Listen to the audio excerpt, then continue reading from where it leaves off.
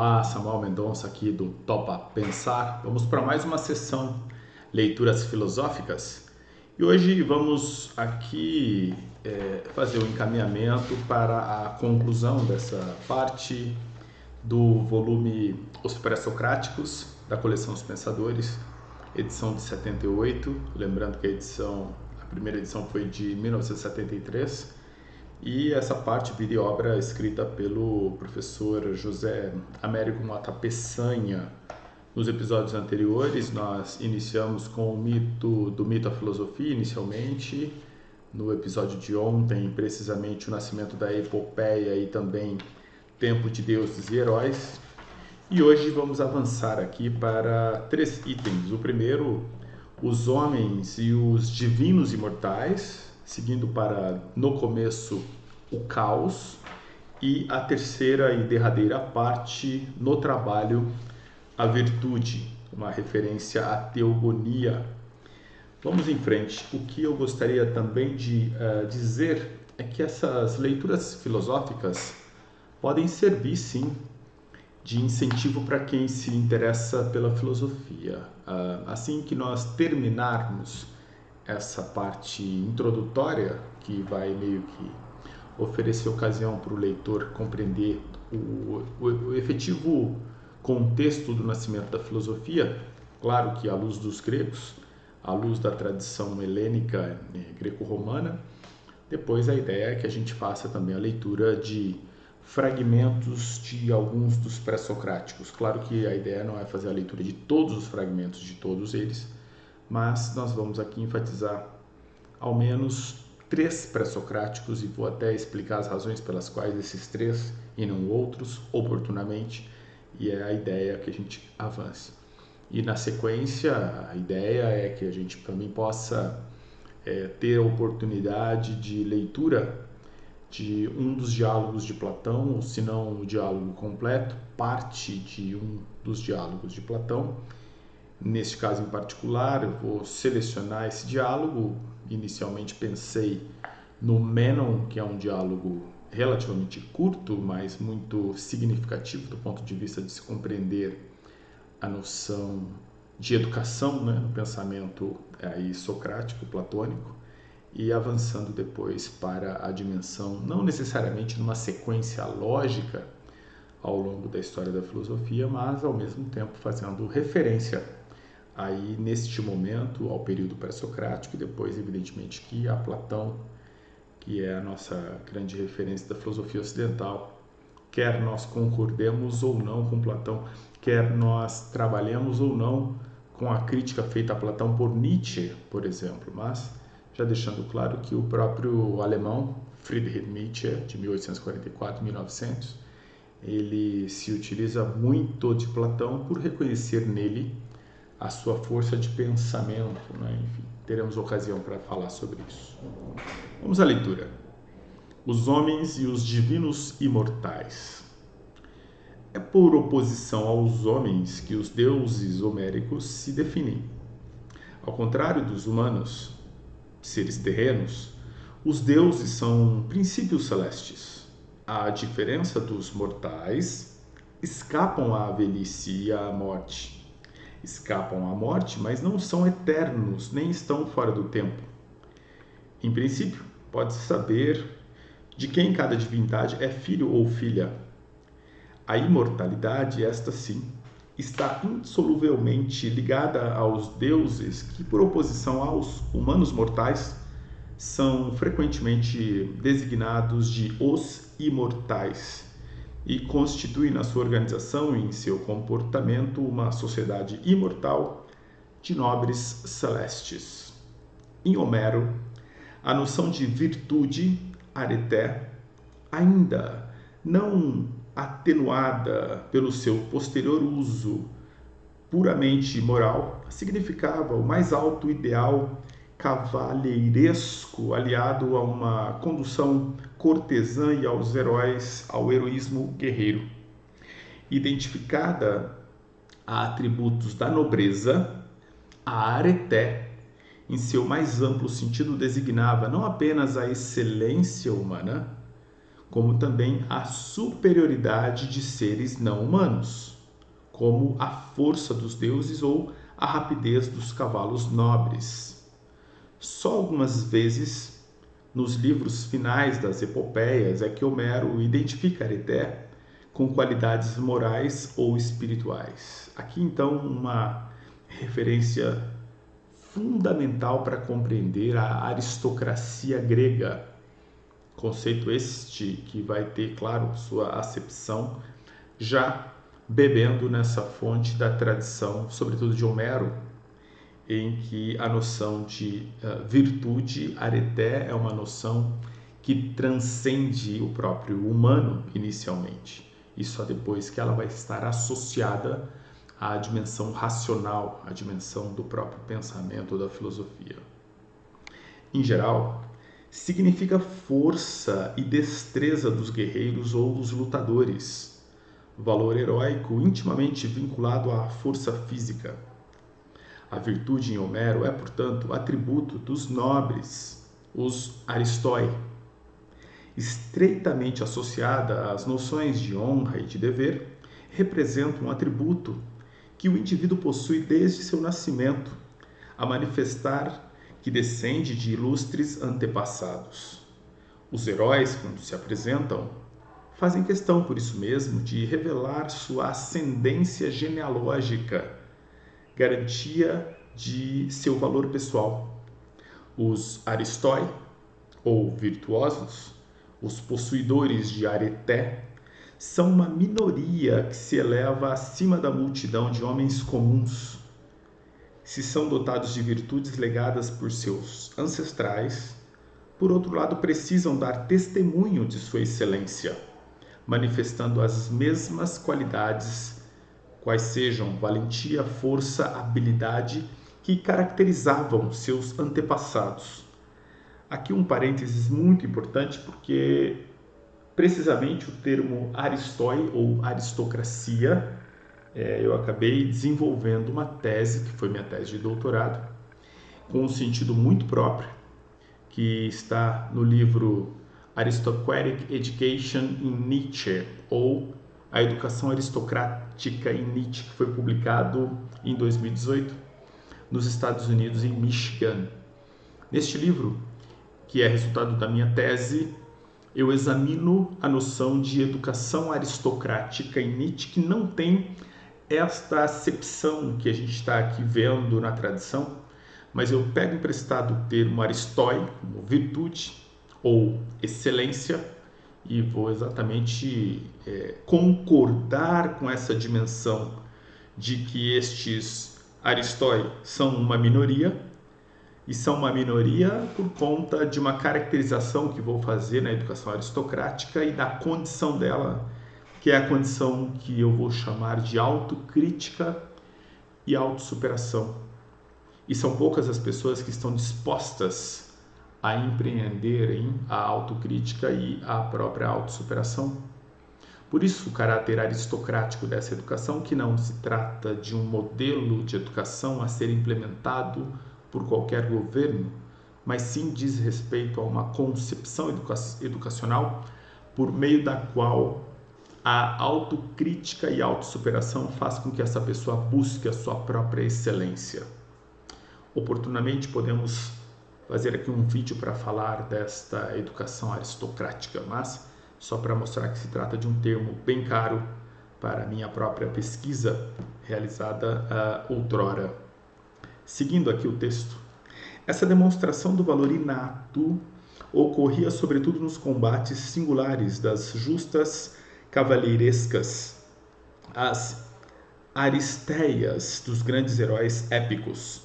Séculos mais tarde, o pensamento ético e pedagógico de Platão e de Aristóteles estará fundamentado em grande parte na ética aristocrática dessa Grécia arcaica expressa nas epopeias homéricas. Aqui um outro parênteses, que essa ética aristocrática que expressa também se diferencia da noção de ética aristocrática que eu desenvolvi, aí sim, antes do meu doutorado, por certo, no mestrado, quando examinei o pensamento de Heráclito, um dos pré-socráticos aqui, que nós vamos até falar muito brevemente hoje, e está realmente presente no texto de Heráclito, pelo menos nesses fragmentos que nós tivemos acesso, uma noção ética que não é uma ética que envolve o outro, uma ética da coletividade, mas uma ética que eu chamo lá na minha dissertação de ética da individualidade, ética de fortalecimento da própria moral individual e, portanto, uma ética aristocrática. Um fragmento para justificar essa posição, isso é evidente que está bem claro lá na dissertação, é em relação à própria noção de um dos fragmentos do Heráclito, que diz o seguinte, citação, eu me procurei a mim próprio. A ideia, algumas traduções distintas também que aparecem é eu me procurei a mim mesmo, tem várias traduções, né? Os professores Emanuel Carneiro Leão, um deles, Damião Berg, um outro, e tradutores fizeram traduções e leituras desses textos diretamente do grego para o português. Fim de parênteses. Essa noção, portanto, de ética aristocrática diz respeito a uma ética individual, da individualidade, que se diferencia de uma ética individualista, cuidado. E oportunamente podemos também retomar. Então, só parênteses para mostrar que tanto a minha dissertação de mestrado como a tese de doutorado eu examinei aspectos que estão aqui presentes aí com os helênicos, né? O pensamento dos gregos. Muito bem, continuando. Só que, sinal de outros tempos, naqueles pensadores, a aristocracia de sangue será substituída pela aristocracia de espírito, baseada no cultivo da investigação científica e filosófica. Então vai haver uma transição daquilo que tem a marca na valentia, na força, na habilidade, portanto estamos falando aí de uma natureza tipicamente dos guerreiros, né, dos heróis, e isso vai ser transpassado para a dimensão do intelecto, para aquele que vai cultivar aí o exercício filosófico. Homero parece participar da crença comum a várias culturas primitivas de que o homem vivo abriga em si um duplo, um outro eu. Isso é muito importante para a psicanálise, para várias correntes, teorias mais recentes, mas muito importante que está lá na tradição, essa ideia do outro, né? No pensamento de Nietzsche também tem uma passagem interessantíssima, uma passagem que diz Nietzsche, algo pensa em mim, es denkt in mir. E essa noção de que algo pensa em mim, que também faz referência muito provavelmente ao Heráclito ou a mesmo Sócrates, que se dizia guiado por um daimon, a gente está sempre falando, portanto, de referências de uma espécie de um duplo ou de um outro eu aqui presente. A existência desse duplo seria atestada pelos sonhos, quando o outro eu parece sair e realizar peripécias, inclusive envolvendo outros duplos. Veja que, do ponto de vista da psicanálise, isso aqui é prato cheio, né? Trabalhar com a noção de sonhos, com a noção da expressão do desejo e a expressão que aparece nos sonhos, e, portanto, a expressão do próprio inconsciente, isso é matéria para um trabalho aí analítico. Há essa concepção de uma dupla existência do homem como corporeidade perceptível e como imagem a se manifestar nos sonhos, está ligada à interpretação homérica da morte e da alma, psique. A morte não representaria um nada para o homem. A psique ou duplo depreender-se-ia pela boca ou pela ferida agonizante, descendo às sombras subterrâneas do erebo. Desligada definitivamente do corpo, que se decompõe, a psique passa então a integrar o sombrio cortejo de seres que povoam o reino de Hades. Permanece como uma imagem ou ídolo, semelhante na aparência ao corpo em que esteve abrigada, mas carece de consciência própria, pois nem sequer conserva as faculdades espirituais como a inteligência, a sensibilidade, etc. Impotentes, as sombras vagantes do Hades não interferem na vida dos homens. Assim, não há por que lhes render culto ou buscar seus favores. Então, em que pese o fato de que se tem essa noção já em Homero, e isso também em outras culturas primitivas, desse homem duplo, vivo e que abriga um outro, esse outro que pode ser pensado como sombra, as sombras elas não vão abarcar, e principalmente as faculdades deste próprio homem, portanto, não se deve, enfim, render aí muita atenção a essa dimensão. De qualquer maneira, a gente está falando de uma perspectiva da presença e outra da própria imaginação. Isto é uma base importante para a gente compreender muitos pontos ao longo da história do pensamento. Seguindo o texto, humanizando os deuses e afastando o temor dos mortos, as epopeias homéricas descrevem um mundo luminoso no qual os valores da vida presente são exaltados. Se isso corresponde aos ideais aristocráticos da época, representa também o avanço de um processo de racionalização e laicização da cultura, que conduzirá à visão filosófica e científica de um universo governado pela razão.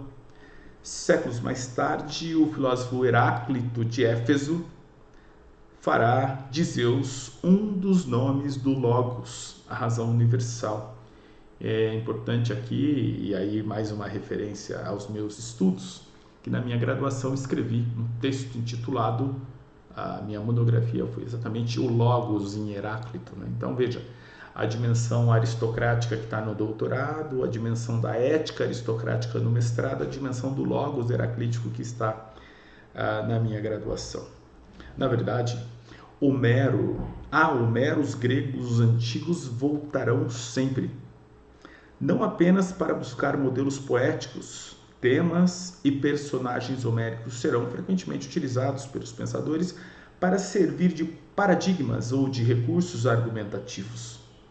As aventuras e o périplo de Ulisses, por exemplo, serão tomadas, sobretudo a partir do socratismo dos cínicos, como símbolos morais. O Ulisses, que retorna à pátria depois de arrostar e vencer inúmeros perigos e tentações, seria o próprio símbolo dos esforços que a alma humana teria de realizar para voltar à sua natureza originária, à sua essencialidade, essa pátria. Enfim, passando aqui para o segundo item desta data de 27 de dezembro, terminando 2020 com leituras filosóficas. O próximo item intitula-se No Começo, o Caos. Atentos e me acompanhem. O complexo processo de formação do povo e da cultura grega determinou o aparecimento, dentro do mundo helênico, de áreas bastante diferenciadas, não só quanto às atividades econômicas e às instituições políticas, mas também quanto à própria mentalidade e suas manifestações no campo da arte, da religião, do pensamento. A Grécia continental, mais presa às tradições da polis arcaica, contrapunham-se às colônias da Ásia Menor, situadas em regiões mais distantes pelo intercâmbio comercial e cultural com outros povos. Da Jônia surgem as epopeias homéricas e, a partir do século VI a.C., as primeiras formulações filosóficas e científicas dos pensadores de Mileto, de Samos, de Éfeso. Entre esses dois momentos de manifestação do processo de racionalização por que passava a cultura grega, situa-se a obra poética de Hesíodo, voz que se eleva da Grécia continental, conjugando as conquistas da nova mentalidade surgida nas colônias da Ásia Menor, com os temas extraídos de sua gente e de sua terra, a Beócia. Tudo o que se sabe com segurança sobre a vida de Hesíodo é narrado por ele próprio em seus poemas. Seu pai habitava Cumis, na Eólia, onde possuía uma pequena empresa de navegação. Arruinado, atravessou o mar Egeu e retornou a Beócia, berço de sua raça. Aí, em Ascra, dedicou-se às atividades campesinas e aí nasceu, viveu e morreu. Hesíodo aí, meados do século VIII a.C., época também do próprio Orfeu, que vai remeter à questão do orfismo. Oportunamente podemos também falar dessa outra referência para os pré-socráticos. Ao morrer, o pai deixou a Hesíodo e ao seu irmão Pérsis as terras que, devido ao clima rude da região, continuaram com esforço a cultivar. Na partilha dos bens, Hesíodo considerou-se lesado pelo irmão, que teria comprado os juízes venais. A polêmica com Pérsis serve de tema para uma das duas grandes obras de Hesíodo, Os Trabalhos e os Dias, pois, além de cultivar os campos e apacentar rebanhos, Hesíodo tornou-se aedo sob inspiração das musas, como relata na sua outra grande obra, a Teogonia. Com Hesíodo, como mostra o historiador do helenismo, o Werner Jäger, dá-se a aparição do subjetivo na literatura. Na épica mais antiga, o poeta era o simples veículo anônimo das musas. Já Hesíodo, ele assina sua obra, usando Os Trabalhos e os Dias, esse primeiro texto, e o proêmio da Teogonia para fazer história pessoal. Logo, depois de exaltar as musas inspiradoras, refere-se a si próprio no começo da Teogonia nos seguintes termos, citação: foram elas que certo dia ensinaram a Hesíodo um belo canto, quando ele apacentava suas ovelhas ao pé do Helicon divino. Fim de citação. O conteúdo desse belo canto é o relato da origem dos deuses, tomando como ponto de partida velhos mitos que coordena e enriquece. Hesíodo traça uma genealogia sistemática das divindades. Dele provém a ideia de que os seres individuais que constituem o universo do divino estão vinculados por sucessivas procriações que os prendem aos mesmos antecedentes primordiais. Nessa genealogia sistemática percebe-se o esforço de um pensamento racional sustentado pela exigência de causalidade, a abrir caminho para as posteriores cosmogonias filosóficas. O drama teogônico tem início em Hesíodo com a apresentação das entidades primordiais, adotando implicitamente o postulado de que tudo tem origem. Hesíodo mostra que primeiro teve origem o caos, abismo sem fundo, e em seguida a terra e o amor, Eros, criador de toda a vida.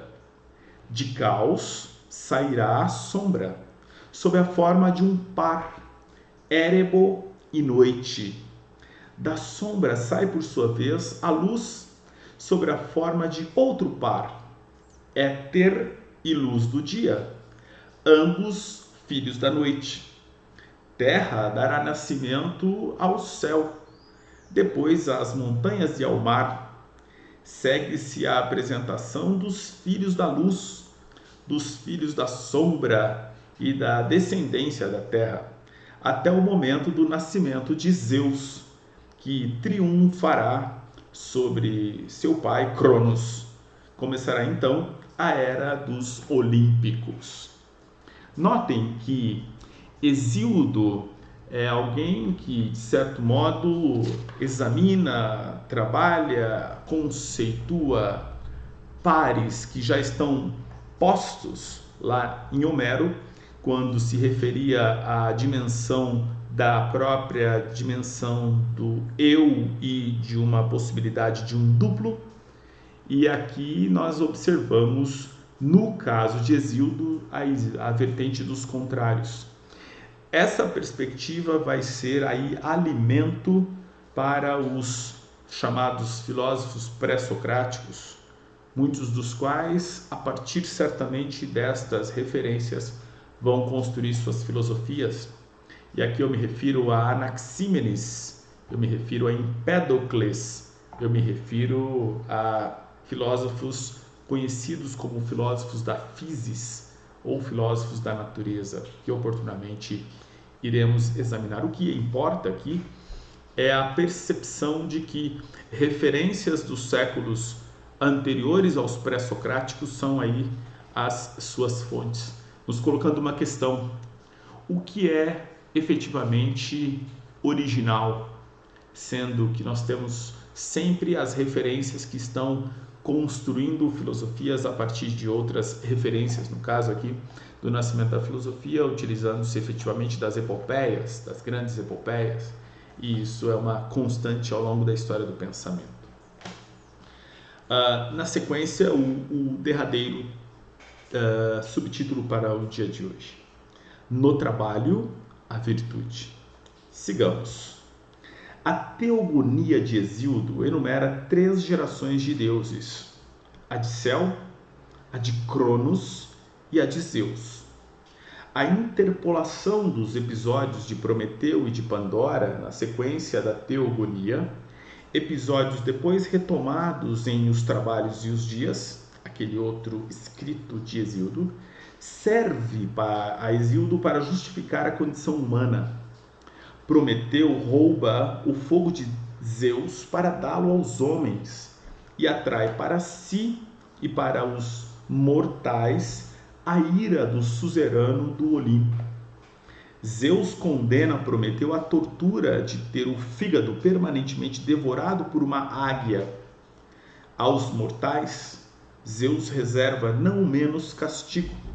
Determina a criação de um ser à imagem das deusas imortais e entrega-o como presente de todos os habitantes do Olimpo a Epimeteu, irmão de Prometeu.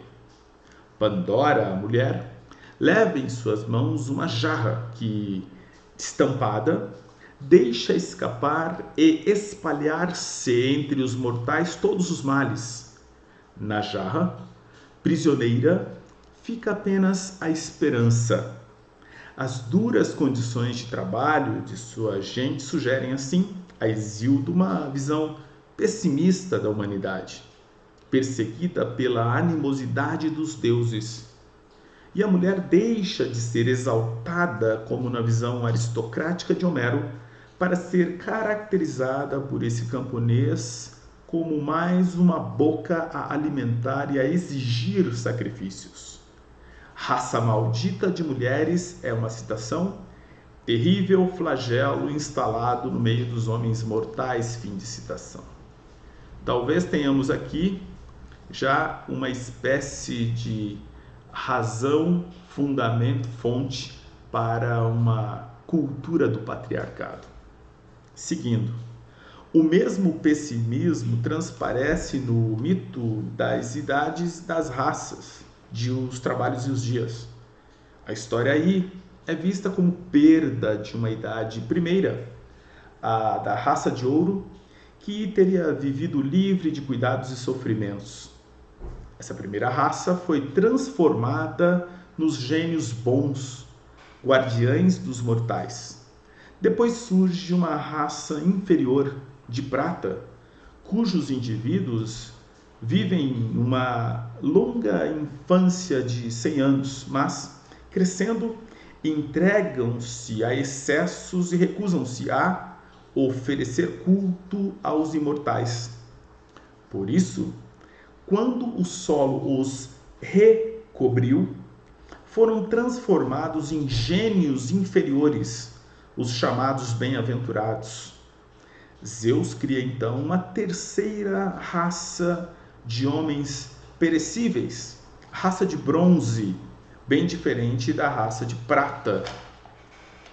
Violentos e fortes, munidos de armas de bronze, os indivíduos dessa raça acabaram sucumbindo nas mãos uns dos outros e transportados para o Hades, sem deixar nome sobre a terra. Em seguida, surge a raça dos heróis, que combateram em Tebas e Troia. Para eles, Zeus reservou uma morada na Ilha dos Bem-aventurados, onde vivem felizes, distantes dos mortais.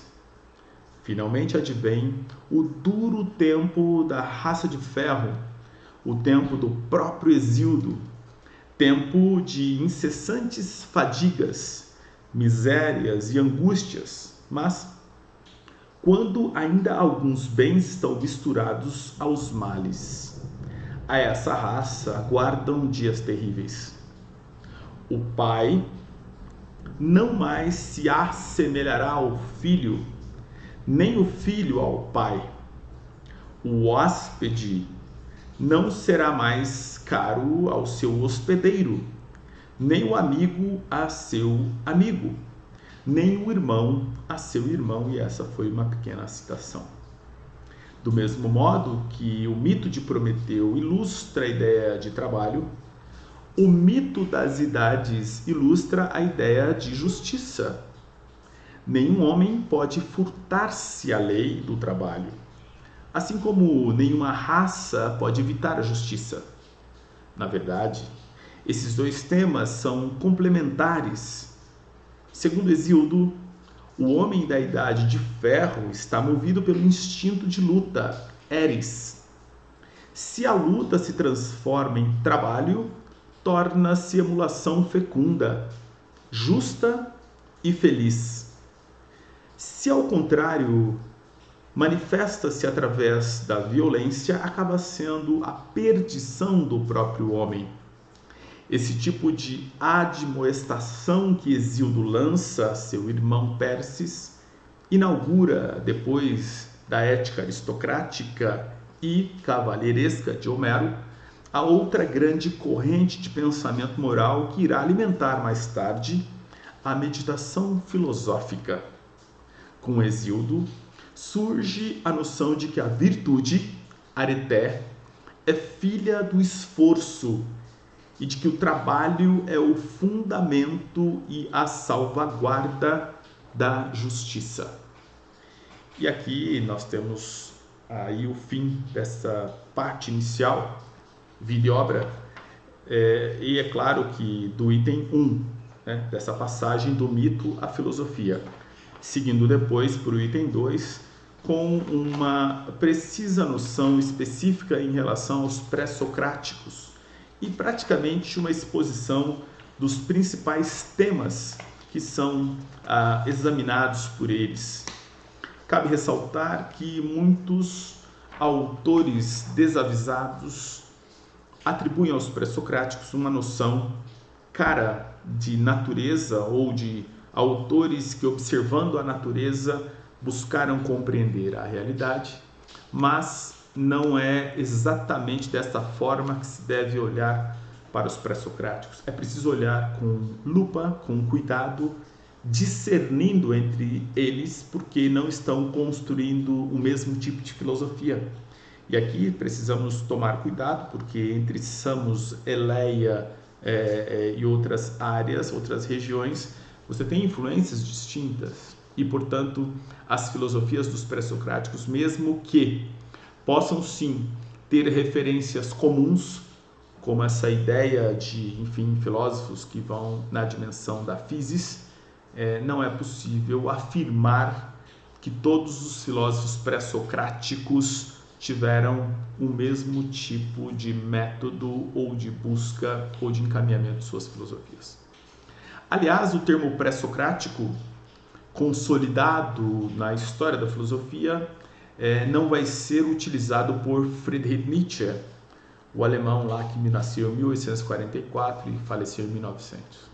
Ele vai optar pelo termo filósofos pré-platônicos, e aí há razões para que ele não utilize pré-socráticos e sim pré-platônicos, e tem uma crítica forte a Sócrates feita por ele, que oportunamente podemos também examinar. É isso, fiquem bem, se entenderem que faz sentido compartilhar para quem tem interesse na cultura helênica, na filosofia, nessas questões, é para este grupo que estamos aqui preparando esses conteúdos. Sabemos de pronto que é para um grupo meio que aristocrático, no sentido de que não é para um grupo majoritário, não é para um grupo que vai lotar uma arena, enfim, um espaço aí como se fosse uma grande plateia, mas já sabemos de pronto que estes assuntos e a filosofia de modo particular acaba sendo para todos, evidentemente, mas que a opção de estudar a filosofia é de pouquíssimos homens. Isso já evidencia a sua importância. Fiquem bem, até o próximo vídeo. Tchau, tchau.